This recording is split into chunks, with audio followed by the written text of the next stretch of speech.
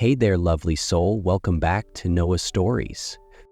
Today's story begins with a little girl, a forgotten photo, and 3 unexpected words that turned a job interview into a life-altering reunion. But what if those words weren't just innocent? What if they uncovered a secret meant to stay buried? Let's dive in.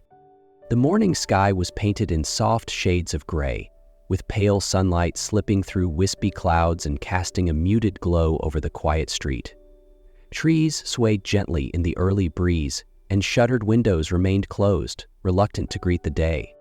Inside a modest third-floor apartment, Clara Bennett hurried across a room filled with worn wooden furniture, clutching a neatly ironed blouse. The clock on the wall ticked steadily, each sound a subtle nudge that time was slipping away. Today was important. After years of freelancing to raise her child, Clara finally had a shot at a stable design position at Brightwave Media, one of the city's top media companies. She needed this job. She needed stability. "Lily, are you ready?" Clara called out toward the bathroom, her voice a blend of urgency and warmth.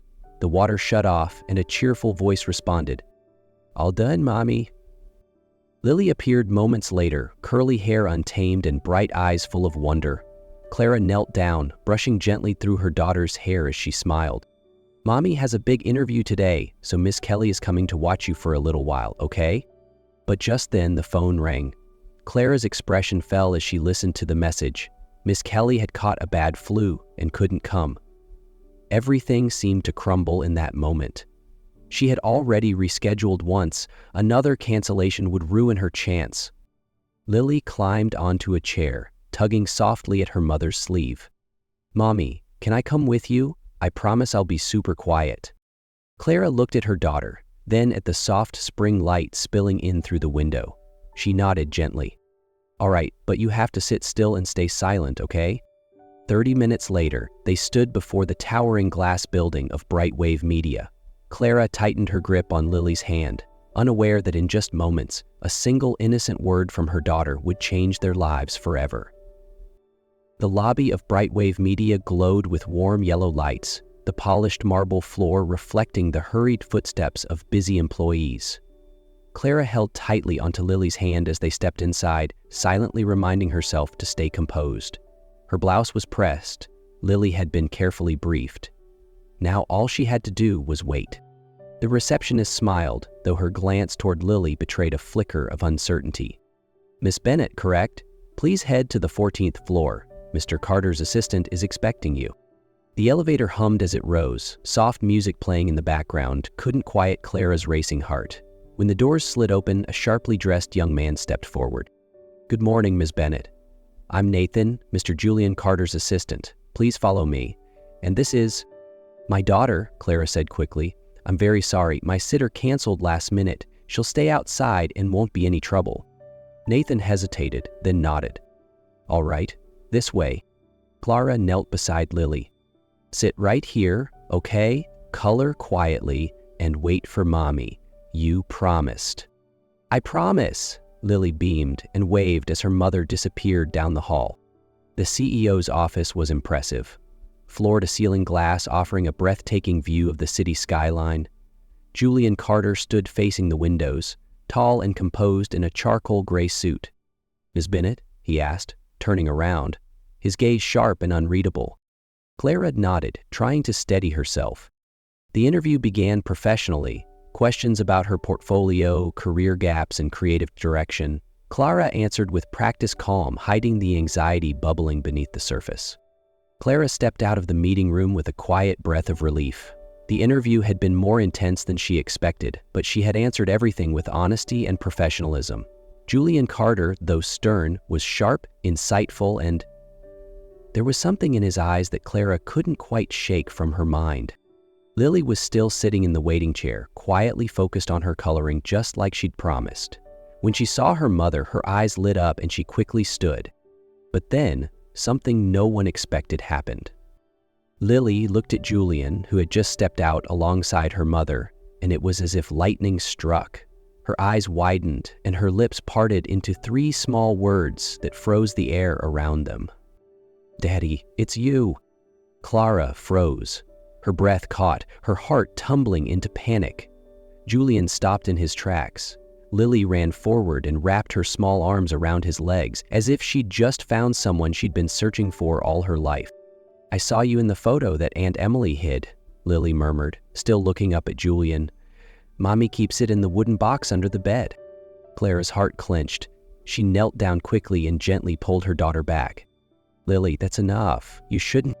But Julian had already knelt down, face to face with Lily. His eyes widened when he saw that strange, vivid green in hers. A long-buried memory stirred. The eyes of Emily, the woman he had once loved deeply, the one he lost when his business expanded overseas.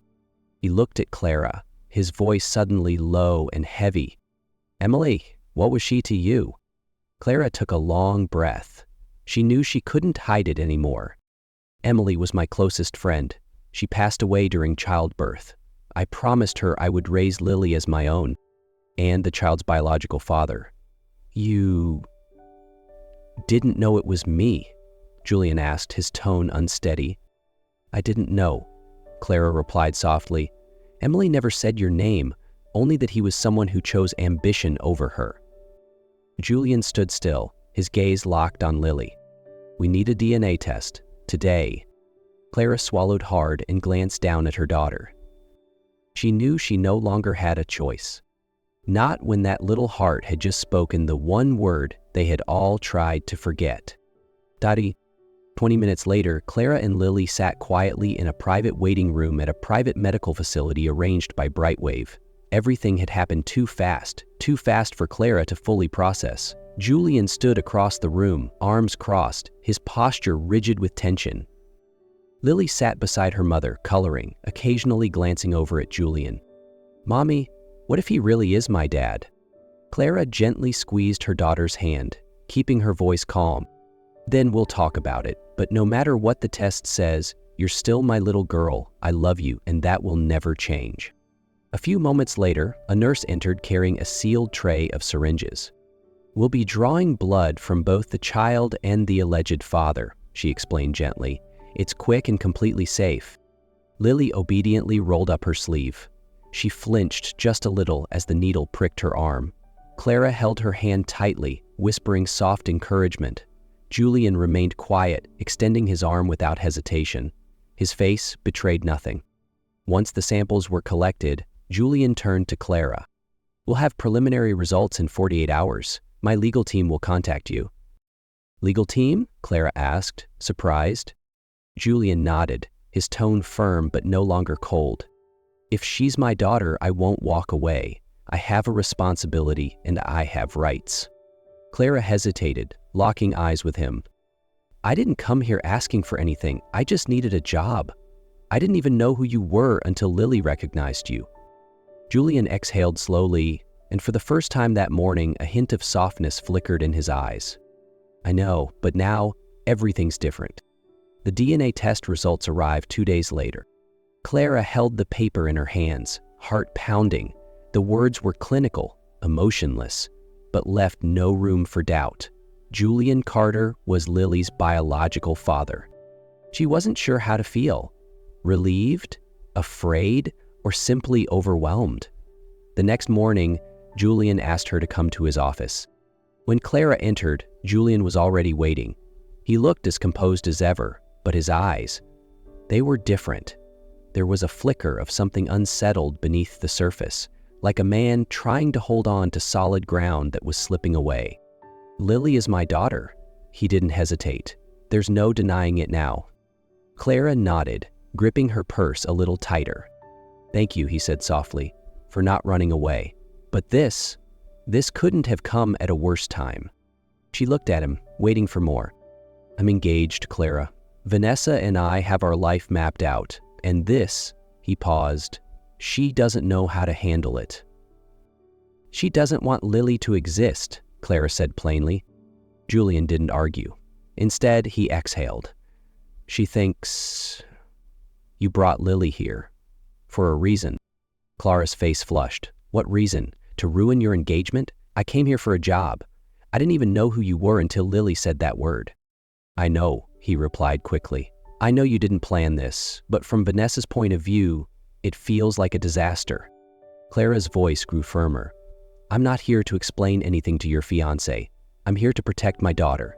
Don't turn her into a threat to your perfect life." Julian said nothing for a moment. Finally, he spoke. Slowly, quietly. "I've already missed 6 years of her life. I can't ignore her now. But if I move forward, I could lose a lot. My position, my engagement, everything." "So what are you going to do?" Clara asked. Julian looked up, his gaze steadier than before. "I don't have all the answers yet, but one thing is clear. I won't let Lily grow up thinking she wasn't wanted." Clara held his gaze. She was still guarded, still hurt. But even she couldn't deny it. For the first time, Julian was choosing to be a father. Ever since the DNA test confirmed he was Lily's biological father, Julian Carter hadn't had a peaceful night's sleep. He had read the results over and over again, as if those cold clinical numbers might somehow bring clarity to the chaos within him. But what haunted him wasn't the test. It was the memory of that little girl, her bright green eyes locking onto his, calling him a word he never imagined he'd hear. Daddy. That morning, instead of going to the office, Julian sat in his car for almost an hour, parked near the aging apartment building where Clara and Lily lived. From a distance, he saw them come outside, both bundled in winter coats. Lily's purple scarf had slipped off one shoulder.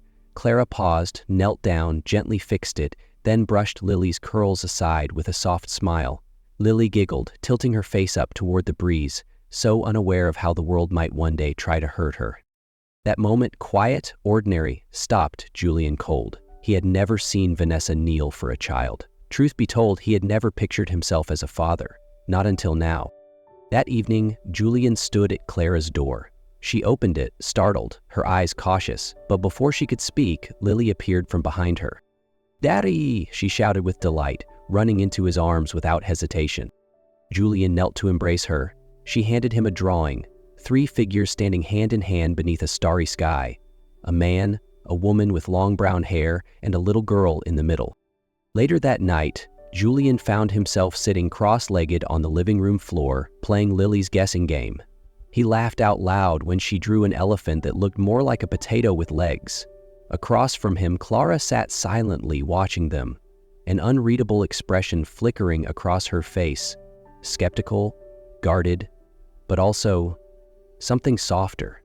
After Lily went to bed, Julian followed Clara into the kitchen as she cleared the dishes. He stood quietly for a moment before speaking. "You've done an incredible job," he said gently.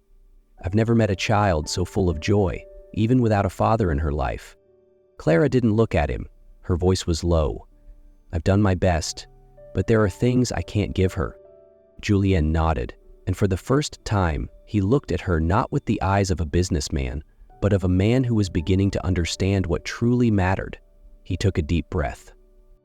"I don't want to be the kind of father who only shows up on weekends. I want to be present, really present, every day."